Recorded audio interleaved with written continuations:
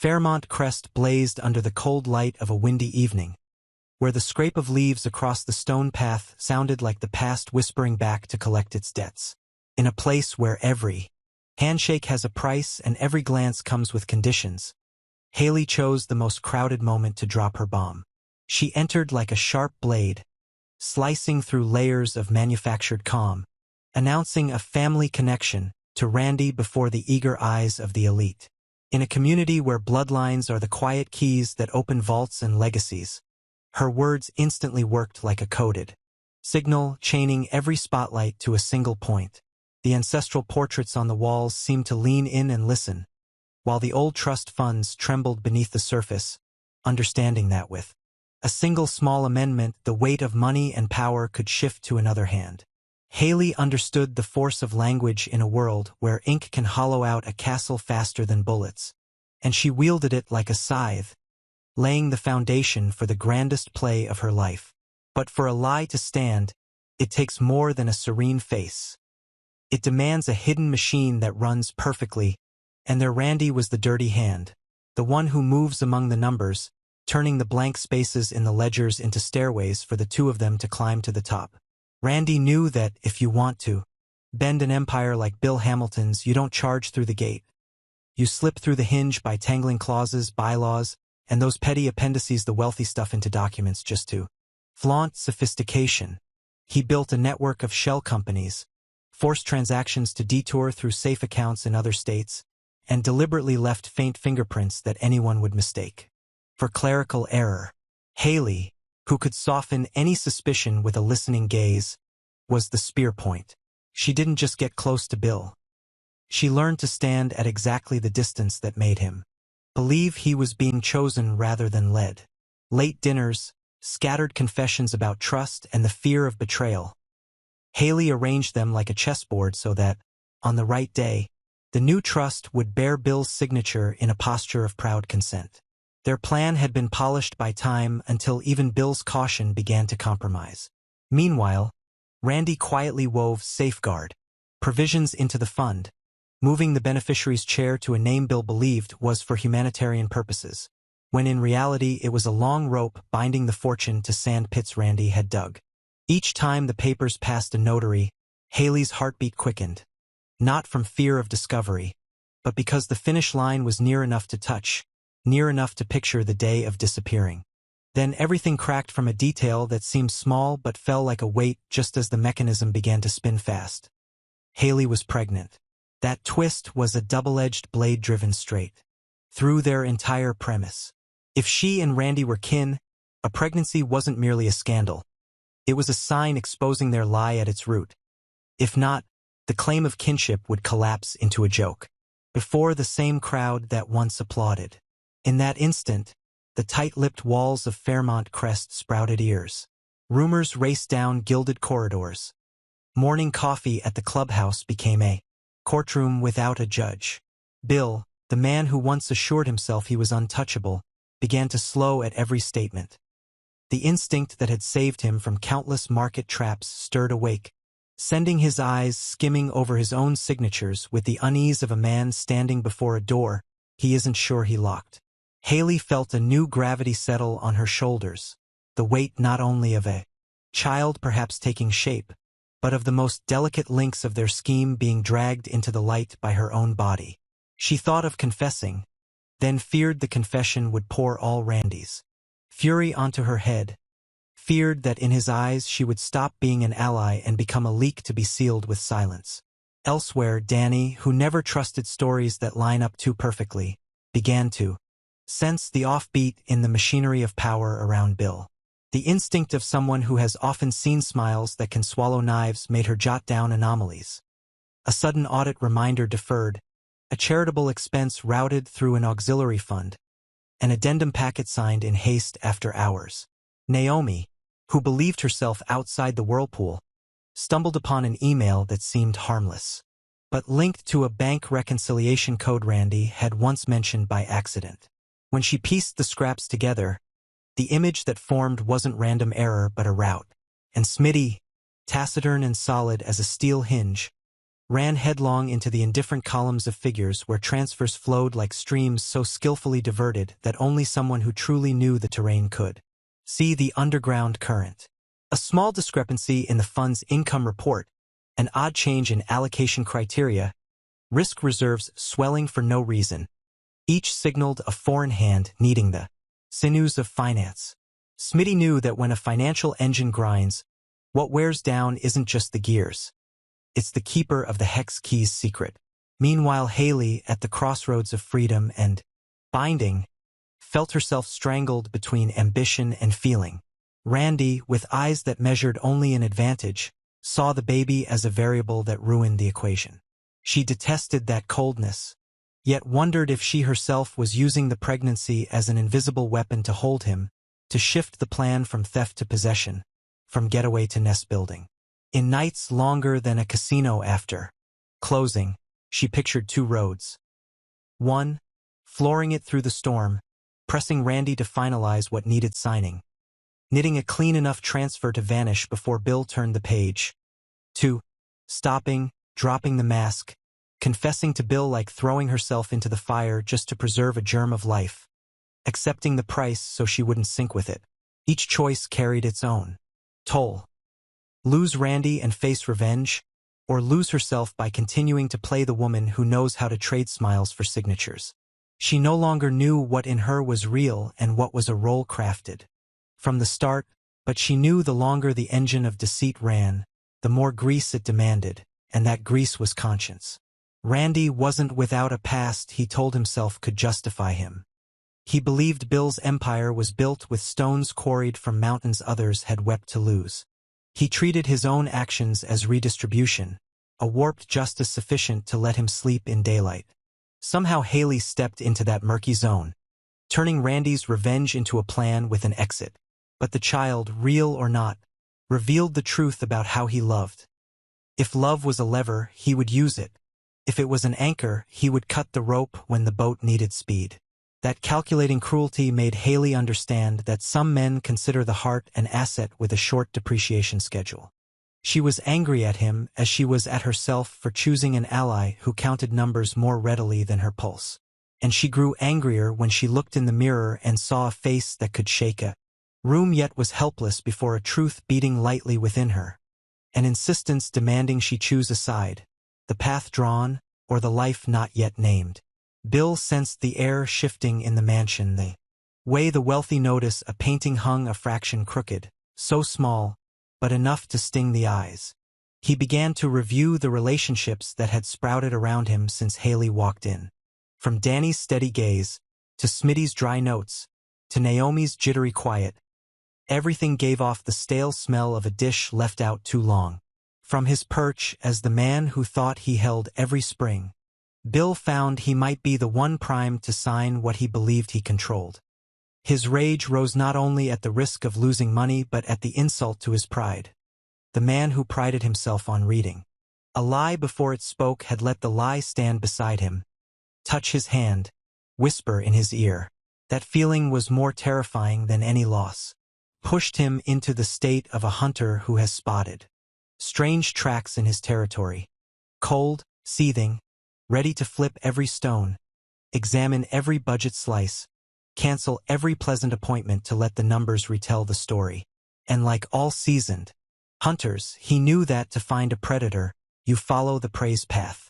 He let the figures lead him to the name they visited most. From there, the investigation spun hard. Danny extracted the edit. History of the Trust, found temp versions saved under a stranger's name before the author switched in the last second. Naomi traced logins to a storage portal hosted in another state that nobody at Fairmont Crest had any reason to touch. Smitty mapped the cash flow like a hydrographic chart, the tributaries feeding a nameless reservoir. At first, these needles only grazed Randy as someone who had happened down the hallway, but the repetition, the coincidence aligning too perfectly, pronounced its own confession. Meanwhile, Haley lived in her own vortex. Mornings before the mirror, asking if her body was changing and why. Evenings under the ceiling, counting down each leak scenario. She pressed a hand to her chest and asked whether the thudding inside was fear or a forbidden hope that the baby might flip the board, turning the plan from seizure into flight together. That hope crashed into Randy's wall as he began to speak of technical options for an off-plan event. Delaying signatures, building professional alibis, preparing a false statement so that, if pressed, only one person would bear it all. She heard one person and knew immediately whose name would be most convenient, and then a question began to gnaw at her identity.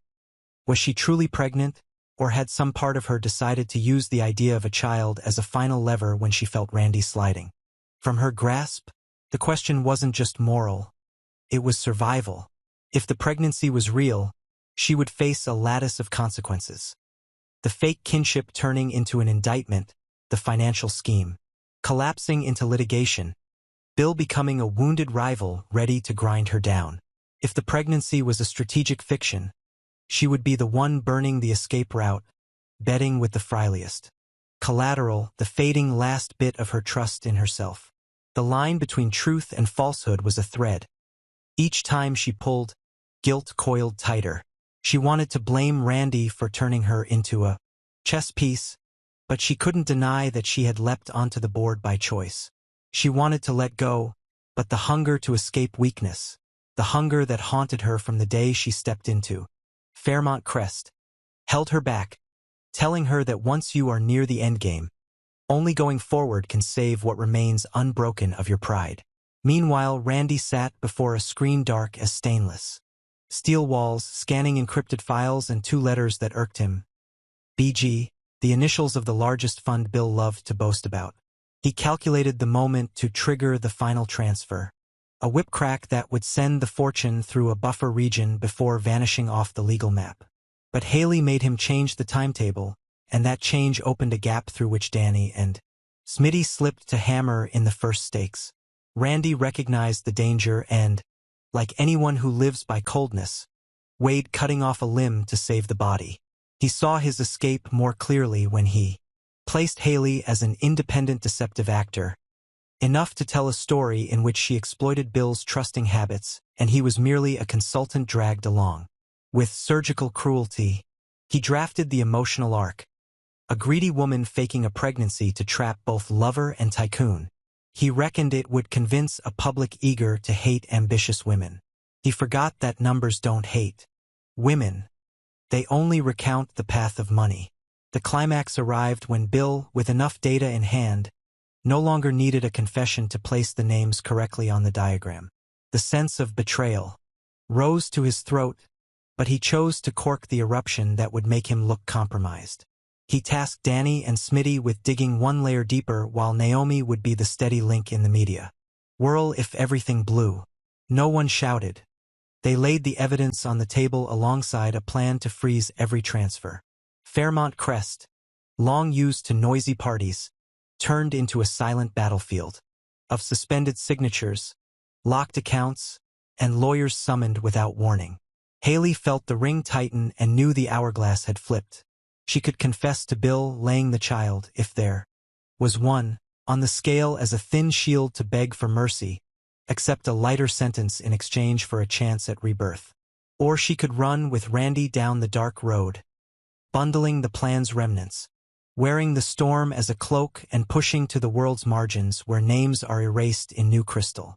But going with Randy now meant complicity with a man ready to wring the neck of a carrier pigeon. When the message no longer mattered.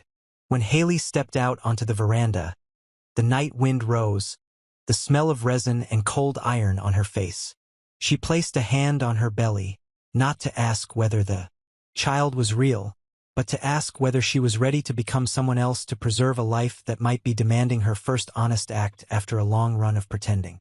Inside, Randy touched the digital lock to fetch the final dossier, while at the gate Smitty's car stopped like a period at the end of an overlong sentence. Danny sent Bill a clipped line. The door is about to open. Naomi lifted her laptop. The blue glow washed her composed face, leaving no room for innocence, only the skill to steer a storm both online and in a boardroom. Fairmont Crest held its breath like rows of trees waiting for thunder, while those inside had to answer the simplest, hardest question. What is the real price of freedom, and who will pay first? From here, Every path could bleed. Metaphorically, if Haley chose to confess, she would strip Randy bare before he could spring his spin, throwing him to the law and to creditors in the shadows. But confessing also meant admitting she was the active link, the one who slid the blade into Bill's softest spot, his trust. Whether Bill forgave was another matter. Haley's reputation would be ground down in a community where women who touch power are judged more harshly than men. If she chose to run with Randy, the plan would require absolute precision, lower than ever with a pregnancy, real or staged, weighing her down. And even if they fled, nothing guaranteed Randy wouldn't optimize risk by leaving her at the last turn. If she stayed silent and let the storm break as storms do against walls, she would become a cracked vase hidden in a cabinet, existing but fading, watching a child grow up in air thick with suspicion. None of the choices were gentle. Each one carved a line into her identity, forcing her to redefine herself: thief, victim, mother, or redeemer. As for Randy, though dressed in ice, he couldn't conceal the rage of seeing his perfectly balanced plan skewed by a variable sprung from his closest accomplice. He fumed like an architect staring at a warped wall because of a soft brick, but his anger turned not toward the brick, but the mason. In his calculus, Haley had become systemic risk. He prepared the module for removal and drafted the narrative about a greedy woman and an unwilling advisor. Rage blinded him to the fact that Smitty was already on the threshold, attuned to the whir of a thermal printer running too long, that Danny had scheduled forensic crosschecks on supposedly protected PDFs, that Naomi had pinned timestamps that would shatter any fraudulent spin. When a manipulator worships perfection, he forgets that perfection itself is proof against him, because only human hands make things so straight they look suspicious. At the peak, Bill found he had no appetite for shouting at anyone. He chose the quiet of a man who has set the trap and waits for the trespasser to step. What he wanted back wasn't just money.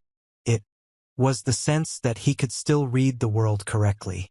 He knew the death of trust was the heaviest loss, and the only balance he could restore was to make the saboteur pay by the rules of this place. At Fairmont Crest, the price isn't always printed in the news. Sometimes it's paid in unrecorded calls and camera-less rooms.